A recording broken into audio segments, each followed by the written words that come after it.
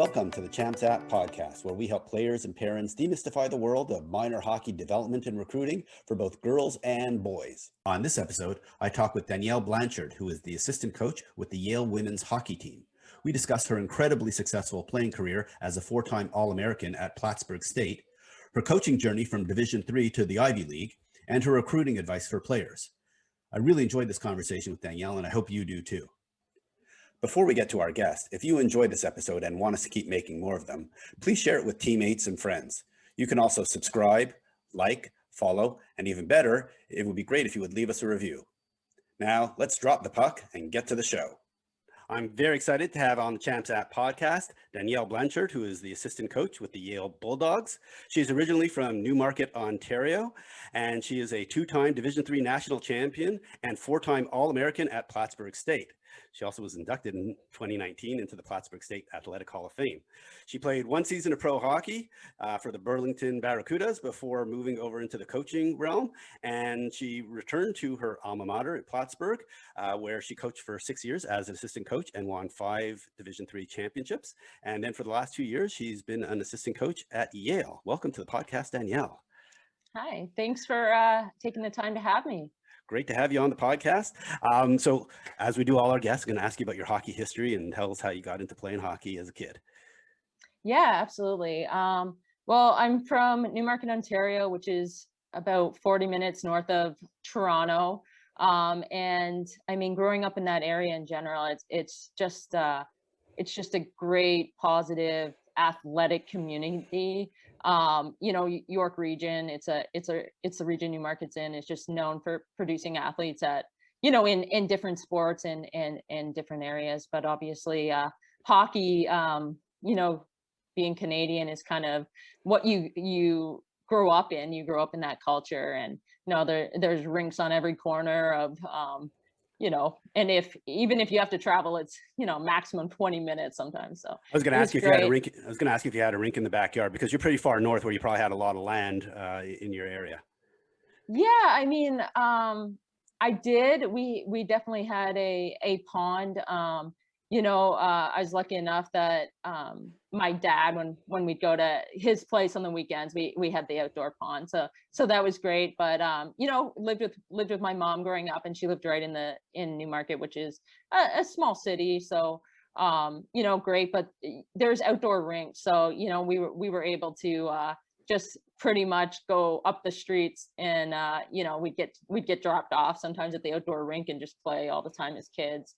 But yeah, I started playing how old were you at the time? Hockey. How old were you at the time when you started playing? I was actually 8 when I started playing. My we all started skating fairly young and doing figure skating, and then my older sister got into hockey.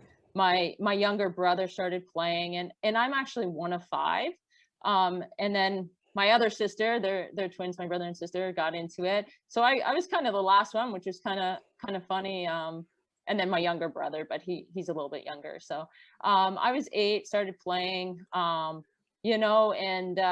kind of went from there, started, in the boys league, and then, transitioned over to the girls side of things. How old were you when you transitioned from boys to girls? I was pretty young. I was playing both until my first year bantam. Okay. And then bantam, that's when everybody sort of growing. The guys were growing. They were getting bigger, and the hits were starting to hurt a little bit. So then I just focused on the girls side of hockey. So I was playing both for a while. I was playing out of Aurora, which is the town right next to Newmarket. And they're Central York now. They're called Central York because they cover, a pretty big area of athletes that play there. So, that's where I started playing. I played in a few different organizations. I played for Markham Stouffville, which is pretty close. Played for Scarborough. But finished up my hockey. Scarborough's pretty far from where you are. It's about 30 minutes. Okay, it's not so bad. Yeah, not too bad. I mean, that was my grade 9. So my first year bantam, trying to remember here. Sorry about that, but yeah. So that team was really good. So driving the distance to play on that team that year was pretty awesome to go there, and then from there kind of everybody dispersed and went in their own direction. But I remember, that year was kind of like, wow, the hockey's good right now, and where are you gonna go like from here? Like, you're on a great team, you're watching, your teammates start to get this interest and making some decisions for themselves. So, after that, I played intermediate AA, which at the time, out of Markham Stouffville. And then I happened to be, the first year of the PWHL, which is the Provincial Women's Hockey League. So, the first. Which is the top girls hockey league in Ontario. Yeah. Yes, it is. So, I was one of the originals who, played in the first year of that league, and the competition, the hockey in that league was incredible. And I played 2 years for Aurora in that league, playing junior hockey. So, what do you think the keys to your development were? Like, what made you such a good hockey player? And you were a goal scorer. I mean, at the end of the day, you helped put up a lot of points. What were the keys to your development success? Was it coaching? Was it your drive? Was it, just the competition in practice? Yeah. So I'm a little bit, I think, of a different situation. And, I was a little bit of a late bloomer. I, always blame it on being a December birth date. I know you can't have excuses, but I think it just took me a little bit of time to find my groove. I also just, being one of 5 kids, we didn't really get the extra power skating or skills. So we all would just, like I said, be dropped off at the outdoor rink and or go public skating, and it was just on us. We just played naturally. We're all athletic, so with there being 5 of you, you kind of would get competitive with each other, but it was more of a learning experience myself. But the thing is, you're talking about goal scoring. Like, I was always fast. I had good hands, but I had a knack for finding the back of the net. I was always able to just have that natural instinct and find a way to score goals and big goals as well. So I think that was just a part of who I was as an athlete. I played a ton of different sports, and I always, which sports were you playing? Which sports were you playing that you felt helped contribute to your scoring prowess? Yeah, I was, I played soccer. I played in the OWSL, which is the Ontario Women's Soccer League as well. Always found a way to score, in soccer. I played basketball as well. I'd always put up points in basketball. But I think in general, just overall, just being a multi-sport athlete, there's a lot of things that you learn playing in various sports that transition to the game of hockey, whether it's, running up the field with your head up, playing soccer. When you're younger, you learn like give and goes in every sport that you're playing, and it just becomes like instinctive for you. So, everything would transfer to hockey over that way. But, for myself, after playing and graduating from high school and going off to college, I think my development started in college. My first year, training properly, off ice, on ice with the skill development, and just being on the ice and having the facilities to my advantage, so that I took, was able to take I guess advantage of those opportunities that maybe I didn't have originally. And I think just being an athlete in general, and I'll say that even as a coach, like sometimes it's just easier to work with players overall who are natural athletes. They have it all. It's just putting it kind of together and figuring it all out. So I was one of those players. Gotcha. So you had a lot of the natural athletic ability, but you really didn't put it all together until you started focusing just on hockey and training, the way that players train today with a lot of the off ice and absolutely, yeah. Absolutely. And just like, when I was younger, not even really knowing, the best way to do it, I'm a little bit older, so the resources weren't, what they are today, which is huge for potential student athletes, it's fantastic. Yeah. And so correct me if I'm wrong, but you did a postgrad year before committing to college. Can you explain why you did that and what was involved? Yeah, I did a postgrad year, couple of reasons, but the main thing for me was unfortunately I partially tore a hamstring, which took a couple of months, and then that was my senior year, and then I broke my collarbone the Ouch. next year. So I had a couple of injuries that like prevented me from really, I guess, going to school right away, and just having to rehab and kind of take advantage of getting back to full strength and health. So it took me a little bit of time to recover off of those injuries. But I also look at it, not the injuries itself, but my process is maybe a little bit of a blessing in disguise. I end up going to college, having a great experience, and both on and off the ice, with academics and also the hockey side of things, and getting an opportunity to you know learn from one of the best coaches, and then get into coaching myself, which is great because without that process for myself as a student athlete, I wouldn't be coaching today. So Yeah. So do you feel that that extra year helped you develop physically and also maturity wise to get you ready? Because I mean, obviously we're going to get into your great success at Plattsburgh, but do you help that do you feel that was an advantage? Because looking at some of the other schools, if you look at some of their best players, we're looking at Alina Mueller at Northeastern. She came in starting at 20 years old, and and she's having a fabulous career there, which is very different than coming in at 18. yeah, absolutely. I think overall, just developing and maturing and being more prepared, especially if you're someone, who hasn't necessarily been away from home. There's other factors than even just hockey, that you might need to take care of, and take some time for yourself. Um, for me, I was in grade 12 at the age of 16.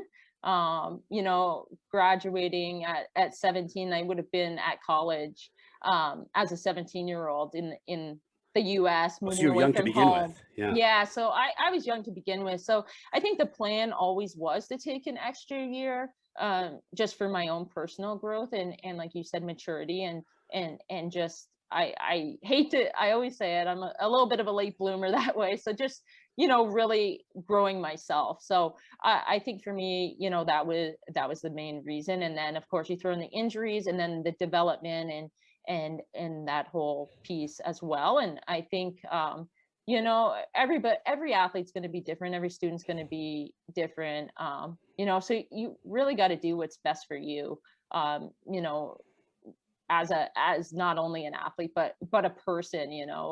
You're going to know when you're ready to head out. And how did you end up at Plattsburgh? Tell us about the recruiting process. Yeah, so I was, again, I don't know if it's any different than other post grads, or players who take the time off. But I was getting some interest from a couple of Division III schools. Not a ton, actually. I shouldn't even say that, but Kevin Hool recruited me for 2 years, and he was He's the and head coach of Plattsburgh. he's the head coach of Plattsburgh State, and he's a great, fantastic recruiter. And he was just, he was always calling me, always, coming to the games at any showcases, that I was at. And he really put, time in and effort, which, as any young kid, you want to feel a little special that way. So for him, he made the recruiting process, a great experience for me. I did have a couple of, walk-on Division I thing, opportunities, I guess. But for me, it wasn't the right fit. And, having the opportunity to go to Plattsburgh in a Division III school, for me personally, was the best fit.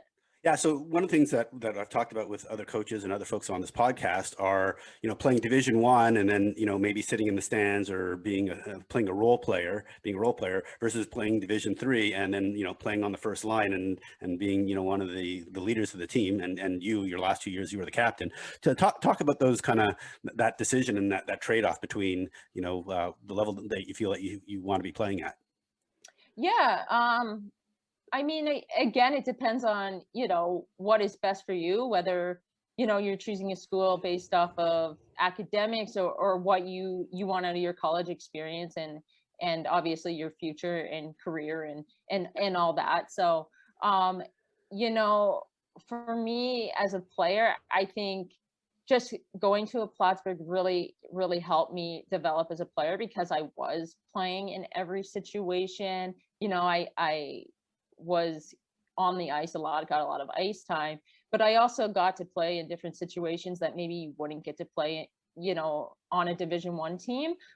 Power play, penalty kill, got opportunities to learn the game as a whole, instead of maybe just being a role player and having just one job. So I think overall it made me a better player. And and then of course the more ice time you get, the better you're going to be with your development. Now there's opportunities to put that time in on your own as well, even if you're not on the ice all the time. But go that's a choice that you need to make, and what's going to be best for you. So you were a prolific point getter with 1.54 points per game while you were at Plattsburgh State. So what were the keys to that offensive output? Obviously, you didn't do it all yourself. What were the keys to like maintaining that level of production at the D3 level? Yeah, I mean, again, I always had a knack for goal scoring, and I always say, goal scorers love to score goals. So, I definitely had a love for putting up points for sure. But I didn't care if I was scoring or someone else was scoring. I just, liked goals. I thought it was awesome. I liked obviously winning and being competitive. But I think at Plattsburgh, we had some great chemistry, some great line mates. I know you're saying like you don't do it all yourself, but really, you got to give credit to the players that were supporting you and the players that were put together as a line and unit. A couple of different years had different line mates, but we definitely had some high end Division 3 players at Plattsburgh. So it's easy when you're getting the puck put on your stick in order to finish off a goal. So I was lucky enough and fortunate enough to have some good line mates for sure, and then combine that with the fact that I just always had the goal scoring touch. Yeah. I think just some players have it. I know people would laugh at me sometimes. They're like, "Is your stick a magnet?" They wouldn't know how I'd come out of the corner with a puck or those sort of things, and I didn't really know either. It's just kind of something that I had and grew with me. I mean, I definitely worked on puck possession and those sort of things, but I think just having quick hands as well helped out. Nice. Okay. And obviously it helped you be a four-time All-American at Plattsburgh. So let's talk about then your transition after graduation. You went and played a season of pro hockey in Burlington. Tell us about your transition out of college into pro hockey and then into coaching. Yeah, so after graduation, I went back home to Newmarket and started searching for jobs and stuff in the Toronto area and I was able, to pick up some hockey training skills, working some camps and some clinics and different things like that. So, I was able to start there and it, I really enjoyed it and really enjoyed working with young players and really helping with their development. My first year back, I played 2 years of pro hockey. My first year I played for Vaughan. Um, and that year was, it was great. It was a lot of fun. The league was still growing at the time. And the following year actually was the first year of the draft. So that was when I think, the league started to get a lot of attention. But I was playing for Vaughan. I was doing this skill stuff, and a coaching opportunity came up with a midget AA team as an assistant coach, and actually it was an alumni from Plattsburgh who had played for Kevin Hool on the men's side, and had called Kevin and asked if there was anybody in the Toronto area that he'd recommend, and he recommended me, and I got a phone call and asked if I'd be interested. So I started coaching midget AA, and that team that was a great team. They were really talented. So I was able to help with the development there, and you had some top players to work with at that age. So it was great. So I was doing that. I was playing for Vaughan in the CWHL, which is the Canadian Women's Hockey League. And then the next year was the first year of the draft. I ended up getting drafted to Burlington. I ended up playing a year in Burlington. And that was the first year that I ended up coaching in the PWHL, so in the Provincial Women's Hockey League. So I started coaching there, 2 years there. And then it was actually kind of just a little bit of a story. My second year there, I actually didn't not finish out. I was still helping with the team, but ended up tearing my ACL and my meniscus. So I think I'm just a little injury prone. In Canada, it only happens in Canada that you get hurt. I just don't know what's going on, but ended up having that experience. So ended up not being able to be on the ice and having surgery and stuff. So it kind of changed the dynamic of the coaching that year, but I was still involved and still doing different things. And then the Plattsburgh job came available, and I was really interested and applied for it. So gotcha. So you spent 6 years in Plattsburgh now at your alma mater as an assistant coach. You won 5 national championships again while you were there. I think you only lost 11 games while you were there. Is that correct? I'd have to look back, but I think that's what it's on your bio plate. Yeah, so, it wasn't a lot, that's for sure. I'm lucky to have that. I got a couple of questions for you. So how do you like, why is the program so successful? Like, what makes you and the coach Kevin Hool so good at developing players and maintaining such success? And then why isn't Plattsburgh a D1 team by now? Yeah, so I mean, I think some of it comes down to Plattsburgh as an institution, as a school itself. They take a lot of pride in their athletics, especially their hockey programs. They want to be successful, so they give a great experience to the student athlete there. So I think that's part of the reason for the success. And then the coaching there, Kevin Hool is an excellent recruiter. He's an excellent coach. So, his talent and ability just to develop players overall is obviously a success to the program. But I think in general, it's kind of been a bit of the culture. You had alumni who started the program there, who really set this presence for you to be successful. And I think that you just kind of learn the way, I guess, if you want to call it that, what you needed to do day in and day out, and the leadership that was passed down throughout the years. It just continued. And as much as coaching is a factor, and you're obviously recruiting players that fit into your program and the style of player that you want, but it comes down to the individuals. It's up to them if they want to be successful, if they want to be competitive, if they want to win. And I think that culture has kind of just been set there, and the style of player that that goes there wants that. So I think it's just kind of what's been ingrained into the Plattsburgh environment. The Division I thing comes down to a lot of things. They're state schools, so they fall within the the SUNY system. Yep. Which there's a lot of different reasons that go into things like budget and different resources that schools will have. So it doesn't really have to do with how successful you are as a program.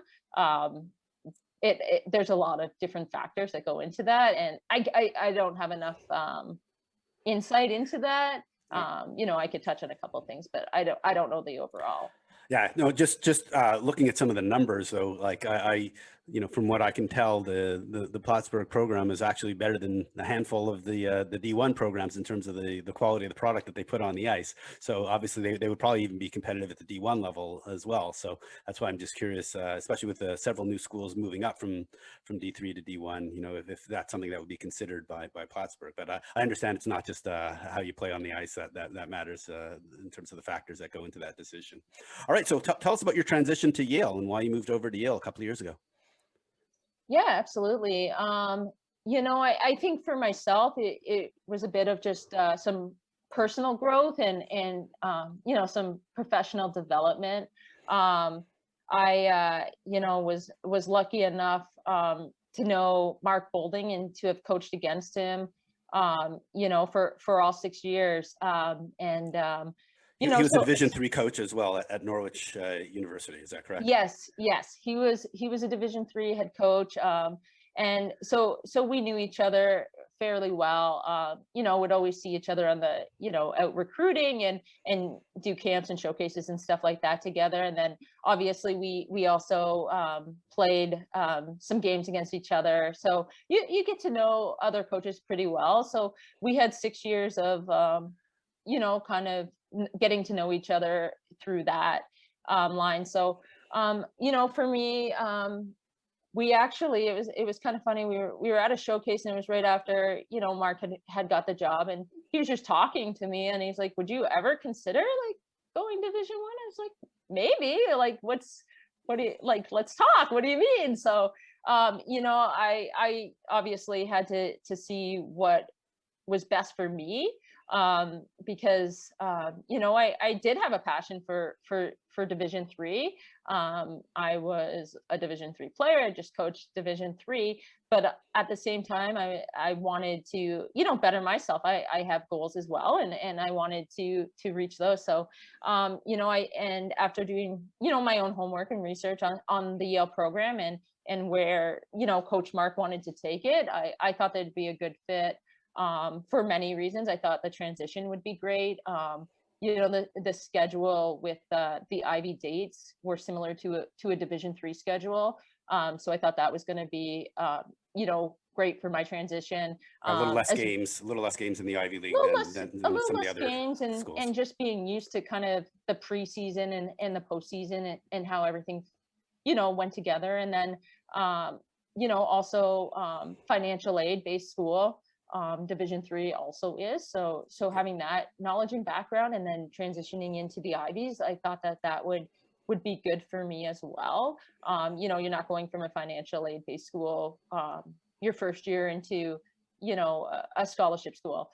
So I just thought the transition was going to be good and a great place for me to gain some experience and also learn from someone else. Yeah. I think for myself, I played for Coach Houle. I coached with Coach Houle, after graduating and going, to back home and coaching back home. I was coaching with someone who had played for Coach Houle. So the system. Time to leave the nest. Yeah, everything was similar and it's great. It's fantastic. And that knowledge is going to be there, but also just learning from someone else and learning new things and seeing, what combination of both styles could come together and help you. So, and then, overall, just if you better yourself, it's just going to be a better experience for the student athlete. So, just trying to grow myself to help them as well. Gotcha. All right, let's talk about Yale for a couple seconds for folks who don't know, happens to be in New Haven, Connecticut. Talk about your rink and your facilities. Ingles Rink is a architectural wonder.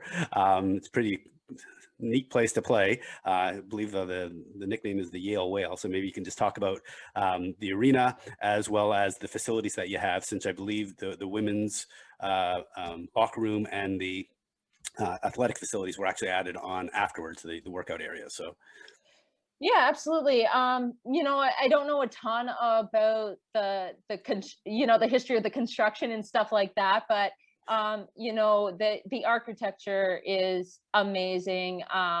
It's just it's different and it's unique, and I think that's one thing about the Whale, about Ingalls, that is so I guess if I use unique again, but yeah, it's such a it's pretty creative special. space and special arena, and you're on the ice there, and it's a cool spot to play.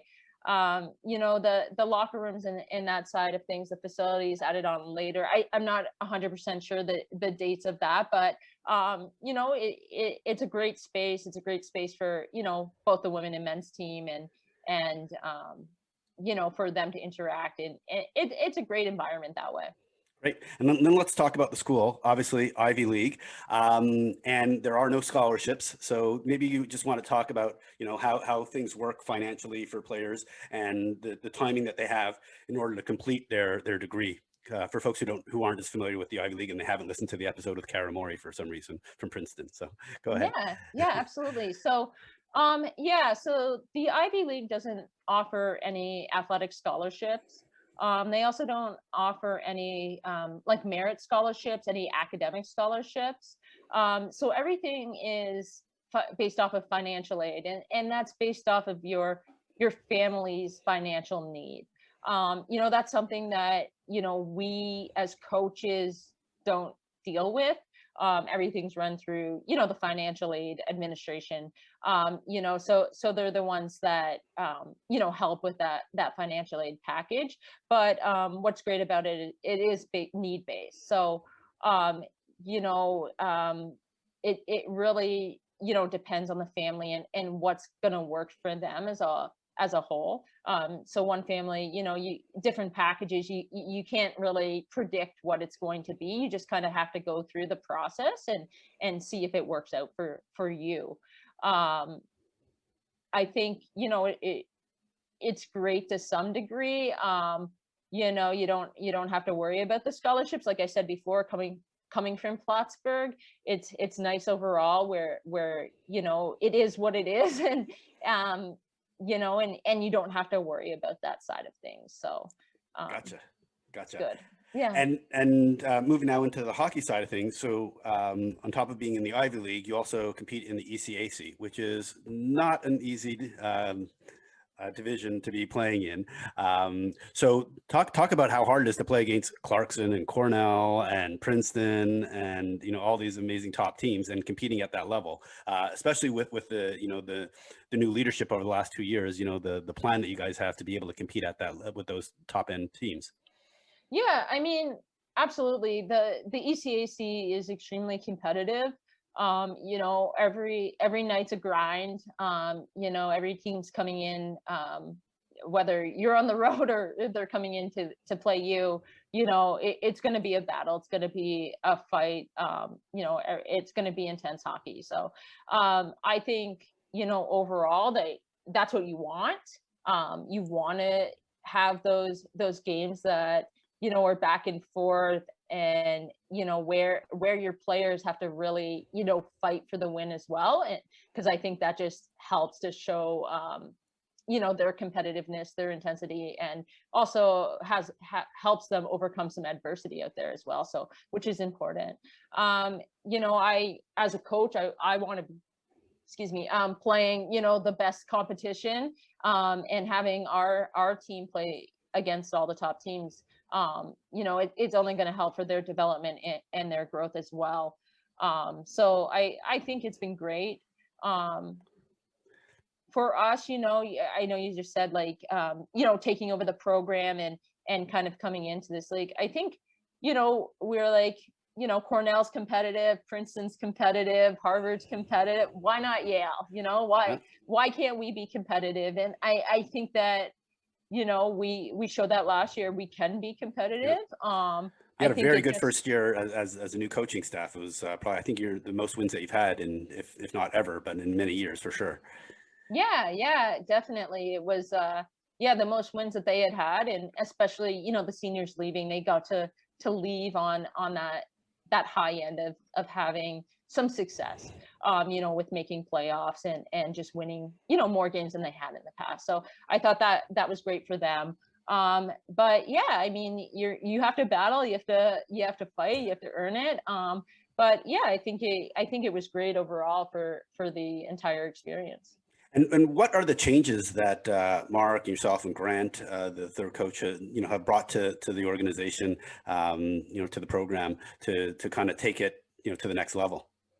Yeah, so I mean, I think there is a lot of unknowns coming in, but we all have the hockey background and the experience on the hockey side of things. So I think for us, just coming in and really getting to know the players, we weren't there for the recruiting process, so we didn't really know their style, who they were as people, their families. So really getting to learn the character, and what was going to work best for them as individuals.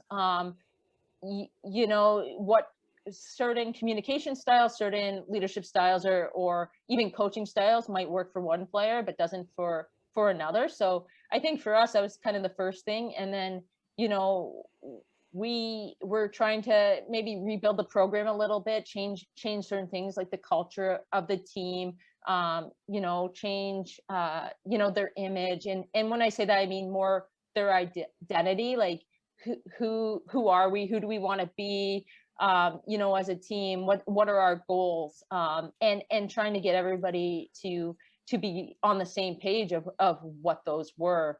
I think once everybody came together and kind of, bought into what it was that we were bringing to the table, and they started to trust us, they then, started to come together as a group and believe in themselves. And I think it took a little bit of time early on in the season, but, that confidence started to grow.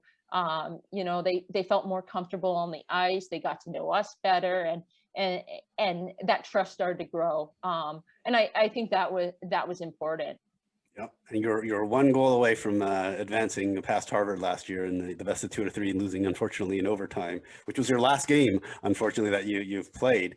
So kind of tell us. Actually, I got one more question about what it's like coaching the team. What do you like behind the bench during a game? Are you active and letting folks know what you're thinking, or are you just calm and just taking it all in and waiting till after the game to make your voice heard? Yeah, I think I'm a little bit of a combination. I think that I'm pretty calm and patient on the bench, and I'm definitely laid back. But I think when there's a time to speak up and communicate and be loud, I definitely do. I think again, it depends on the situation on the bench and what's going on. Am I talking to my team? Are we discussing as a group, an individual player, those sort of things? And then obviously you start, your adrenaline starts going, you start getting into the game a little bit more, and you're watching your players have some success, so you get excited as well. And also, you're watching them do things, and you're watching plays develop and stuff like that. So sometimes when you get into those moments, you might, start getting a little bit more energy to you and a little bit louder. Gotcha. And like you said, at least last year, most of the players you hadn't recruited. Obviously, you were going to have a new recruiting class come in, which was part of this coaching staff. But what were you doing to trade off winning versus development in that first year? Especially since I'm sure you had some freshmen. Were you giving them more ice time or less ice time when a win was on the line? Yeah, I mean, I still think there was a development piece. We definitely focused on skills last year and helping our players get to the next level of their own individual game and working on whether it was things that they were already great at and having them become even better at them or things that they needed to work on and develop. I think we put a lot of time into that. But I think the main thing was just bringing everybody together, getting them comfortable with a system that worked for everybody. And then yeah, we everybody had to earn their ice time. We had a fairly small roster, so most players got an opportunity to play, and some took advantage of it, and then obviously you have some high end players who did get some more ice time for whatever reason. And I use the high end piece lightly, because you can have a high end third line grinder who's out there blocking shots every day, he's not scoring goals. So they're just as important and valuable to the team. But yeah, we definitely had some freshmen that played and had some big minutes, and they're just eager to get out there and contribute. So it was exciting to have that young player who's just so excited to play hockey. Gotcha. And then you did all this recruiting for this last season, and then unfortunately the Ivy League shut everything down and there's no hockey. So tell us what it's been like dealing with COVID, the team, what's been going on, and how is this going to affect recruiting going forward for your team? Yeah, so unfortunately, yeah, we don't have a season this year, and obviously it's important for the health and safety of our players, and the Ivy made that decision. And you just got to respect it, even though you wish you were out there playing. You just kind of have to make the most out of the situation. We actually had our freshman class defer, so they'll be coming in next year as freshmen. Okay. So we'll actually have a double freshman class. We also will have seniors return. So at Yale, well, in the Ivy League, you only get 8 semesters. Right. So if our players return this year, if they wanted their extra year of eligibility, they would have had to transfer. And a lot of them, after having a really successful season last year, wanted to finish out their hockey career, at Yale. Yeah. So we'll have some seniors return. We'll have our our freshman class, but I think it's going to be good for our program. I think it's going to create a lot of competition. We did have a small roster last year, and we had a couple of injuries. So it's going to help. Like, we're going to not be as worried for players to be out and injured and having to go down to 3 lines and not having a 4th line and those sort of things. So I think just having a little bit of a bigger roster will play into our advantage, and like I said, just help with some of those things, like the competition on and off the ice, and a few different things that way. Moving forward, I mean, recruiting, everybody's kind of in the same boat. We're all in a dead period, and the dead period actually was recently extended. Yeah. So we're not necessarily gonna get out there and watch some live hockey. Hopefully this summer we'll be able to, but it's tough going off of video, but you kind of have to do what you have to do right now, and hopefully you can get out and watch some live hockey, because video doesn't tell everything. So it's always easier to watch players play.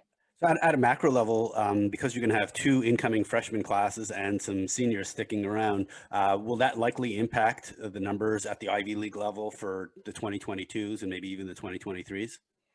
Yeah, I mean, I wouldn't say we're any different than any other program. I think you'll see more postgrads, players taking a year, coming in the following year. Um, I think, it depends on the program and everybody's, situation.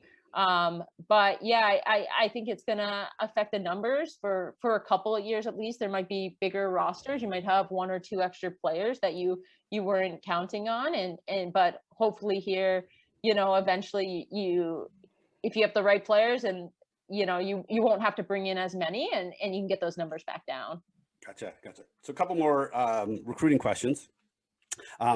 When you do go recruiting, or historically when you've gone recruiting, what is it that stands out to you when you're watching, a tournament, a showcase, or maybe even a national hockey camp, whether in Canada or the US?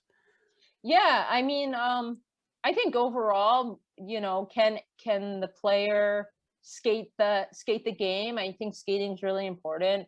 Hockey in general has just become that much faster. So I think that's kind of the first things that's going to catch your eye. But just because you're a fantastic skater doesn't mean necessarily that you're a complete player. So you're going to look for those skill sets, the skating, the talent level. But for me personally, I look for hockey IQ, see how the players play the game as a whole. I look for, that competitive edge, that intensity. I love players that go above and beyond and do the little things, whether it's, blocking shots or getting pucks in deep or on the net, whatever it is. I like to look for those little things. And then, there's also that character piece as well. You want good players, but you want good people. You're creating a team and that team environment, and you want that culture to be great. So you're going to do your homework with the character side of things, and look for players who have those that are great teammates and good on and off the ice. And then and then the number one thing for us, obviously, or a huge piece is that academic piece. Yeah. Do they have the minimum academics that you need to succeed at Yale? Exactly. And I think right away, you're able to narrow down your list a little bit just based on the academics, and then find the right players that are the best fit for your program. From there, from that academic side. And it wouldn't hurt if they were a forward and they had 1.54 points per game coming into college. Yeah, that would be awesome.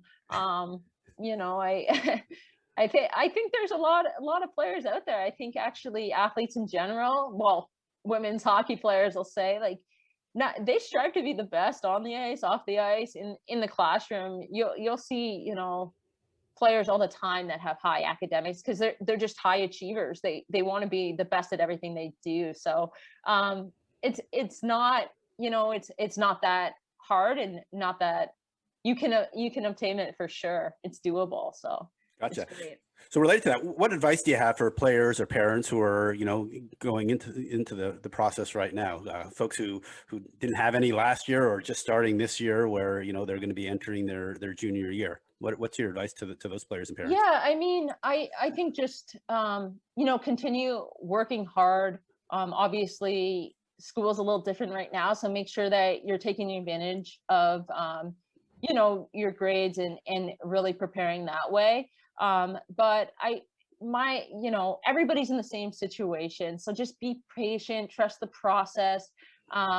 If it's meant to be, it'll happen. It just might be a little bit slower than years past. And some of that also has to do with the rule change.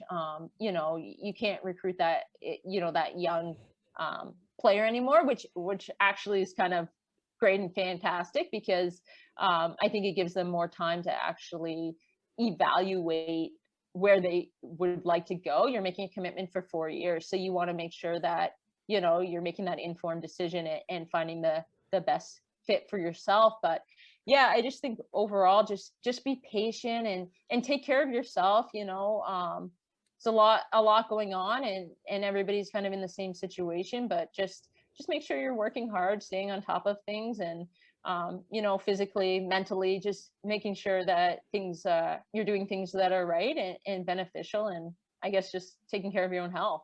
Yeah. Well, spoken like a true late bloomer who says trust the process and keep sticking with it. All right, so talk about Yale in terms of your recruiting. Are you going to be having any camps this summer? Do you know? Obviously, COVID, conditionally based on COVID lightening things up. But do you have camps at Yale? Are there other events that you might be going to? And then how can folks, get on your radar?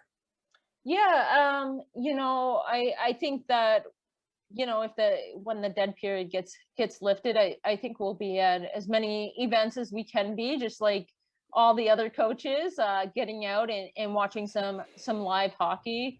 So we'll be at showcases and camps. Do you have your own Right camp now, on campus? yeah, so right now we are still in the process of working with Yale. Yale has some tight campus restrictions right now that they're probably not going to allow anybody on campus this summer until next fall. So if we do anything, it wouldn't be on campus. So we're just kind of waiting to see what's going to be best for us and seeing how we want to move forward with some camps. We might not have camps until next fall or closer to Christmas time because of that, not allowing anybody on campus. Gotcha. All right. So how can folks, get in touch with you? Do you have a contact form on the website, social media? What's the best way to follow you guys and connect? Yeah, so you can always go to our website and check things out. We have a recruiting questionnaire on there that that you can fill out and put all your information in, and that will and then we'll be able to have a look at that. We also have on our website the Bulldog Pipeline for players that want, or parents who want more information. You can check that out as well. It's pretty informative, and it's updated with different topics and stuff pretty much weekly, if not every other week. So yeah, check that out, and just kind of, there's lots of resources online. Just just do your own homework and look for all that information. Awesome. Well, Danielle, I really want to thank you for coming on the Champs App podcast. It was great to learn about your amazing success playing at Plattsburgh and coaching also there, and your the new gig at Yale, and some great results that you've seen already in your first year. So thank you so much for coming on the podcast. Yeah, no, thanks for having me. This is great. I really enjoyed it. So thank you. I want to thank Danielle for coming on the podcast. It was great to hear about her journey to become an all-star Division III player and the current direction of the Yale women's hockey program. And remember, if you got something out of today's episode, we'd really appreciate it if you'd like, follow, subscribe, and even better if you could leave us a review so we can keep sharing this important hockey information with folks just like you.